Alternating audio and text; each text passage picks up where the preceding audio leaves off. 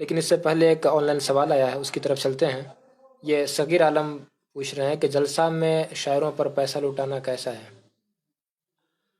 بھائی اگر مجھ سے پوچھتے ہیں تو جلسہ میں شاعروں کو تو پیسہ دینا ہی نہیں چاہیے۔ ابھی جائز ناجائز نہیں بول رہا ہوں، لیکن جیسے حالات بن چکے ہیں، ان شاعروں کو، نعت خوانوں کو پیسے دے دے کر کے آپ اپنا جلسہ برباد کرتے ہیں۔ کیونکہ آپ جتنا پیسہ دیتے ہیں ان کا ٹائم بڑھتا چلا جاتا ہے۔ اب وہ پڑھنے کو 3 شعر تو پڑھیں گے، 7 شعر، 8 اشعار پڑھیں گے، 10 اشعار پڑھیں گے۔ ایک اور سن لیجئے، فرمائش کوئی نہیں کیا رہتا ہے، جھوٹ بولتا رہتا ہے کہ دوستوں کی فرمائش ہے کہ ایک بھوجپوری کلام پڑھ دیا جائے، دوستوں کی فرمائش ہے کہ ایک فلاں کلام پڑھ دیا جائے، تو وہ فرمائش ہوئی نہیں رہتی ہے۔ یہ جھوٹ بولتے ہیں اسٹیج پہ کھڑے ہو کر کے، ممبر رسول پہ، اور اس طرح سے وہ سامعین کا سارا وقت برباد کرتے ہیں، خطیبوں کا وقت برباد کرتے ہیں۔ جو پیغام جلسہ کے اسٹیج سے، جلسوں کے ممبر و محراب سے جانا چاہیے، وہ پیغام قوم تک نہیں جا پاتا، اور قوم بھی اس قدر نعت سننے کی رسیہ بن چکی ہے کہ وہ سمجھتے ہیں کہ جلسہ میں صرف نعت سننے کے لیے ہمیں جانا ہے۔ تو اس طرح سے ان کی عادت ہم نے بگاڑ دیا ہے، نعت میں ہی پورا جلسہ ہم نے، پورے جلسہ کا وقت ہم نے گزار دیا۔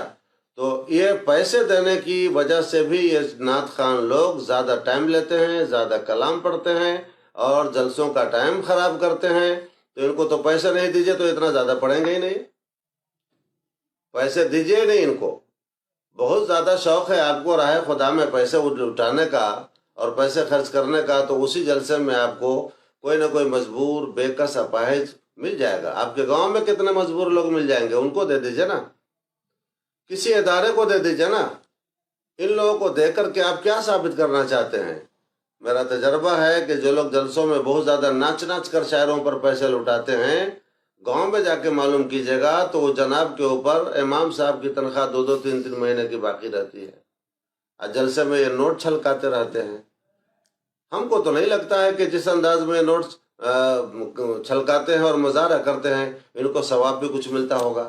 ویسے نیت پر ہے دار و مدار، نیت اچھی ہوگی تو خیر اللہ تعالیٰ ثواب عطا فرمائے گا، لیکن کتنوں کی نیتیں اچھی ہوتی ہیں اس کا بھی اندازہ آپ کو ہوتا ہوگا کہ جس انداز میں آتے ہیں۔ ارے شاعروں کو تم 500 دے رہے ہو، تم اپنے گاؤں کے امام صاحب کو کبھی ایک ٹوپی خرید کے دیا؟ تمہارے گاؤں میں جو سال بھر امامت کرتے ہیں ان کو کبھی ایک رومال خرید کے نہیں دیا؟ اور جو 1 گھنٹے کی ملاقات کے لیے کہاں دور دور سے آ گیا، اس کے اوپر آپ ہزاروں لٹا رہے ہو؟ یہ کون سا دین ہے، کون سی نیت ہے آپ کی؟ ہم کو تو نہیں لگتا ہے کہ نیت اچھی رہتی ہوگی۔ اس لیے پیسے دینا ہی نہیں چاہیے ان کو، تاکہ یہ جلسے کا وقت برباد نہ کریں۔ خطبہ سوئے رہتے ہیں، ہر نعت کے بعد اناؤنسر اعلان کرے گا، ہاں فلاں صاحب تشریف لائے ہیں، ان کا پرمغز خطاب، تفصیلی خطاب، مدلل خطاب، مفصل خطاب آپ کو سننا ہے۔ اور وہ مدلل مفصل خطاب کیا کریں گے، ان کے پاس ٹائم نہیں بچتا ہے، یہ سارا ٹائم یہ نعت خوان ختم کر دیتے ہیں۔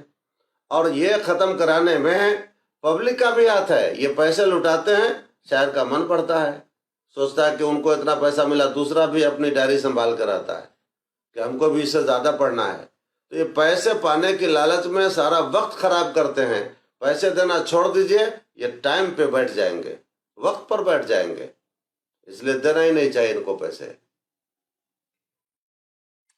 جزاک اللہ خیر۔ اسی سے ملتا ہوا ایک سوال، نعت سننے کا مقصد کیا ہے اور سنانے کا مقصد، اس پہ کچھ روشنی ڈالی جائے۔ نعت سننے کا مقصد کیا ہے؟ نعت نبی، نعت نبی سننا صحابہ کرام کی سنت ہے۔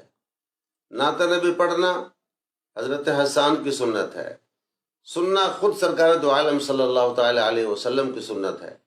وہاں تک تو ٹھیک ہے، لیکن جس انداز میں ابھی نعتیں سنی جا رہی ہیں اس میں کہاں لگتا ہے کہ یہ تصور، اتنا پاکیزہ تصور ہوتا ہوگا۔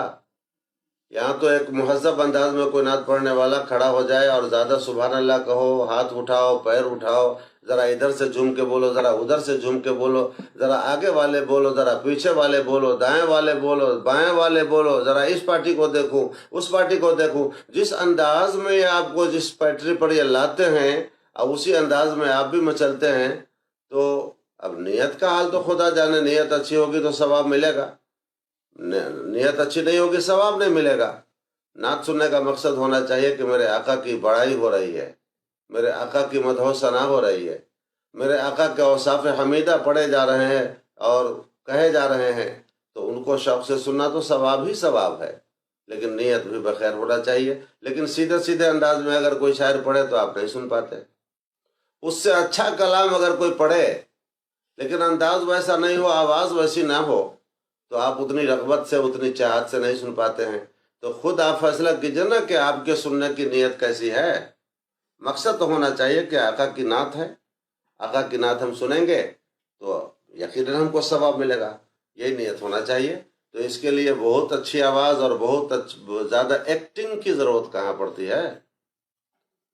اس لیے نعت میں صرف بس یہ تصور کریں کہ میرے آقا کی بڑائی ہو رہی ہے اور غلام اپنے آقا کی بڑائی سن کر کے خوش ہوتا ہے۔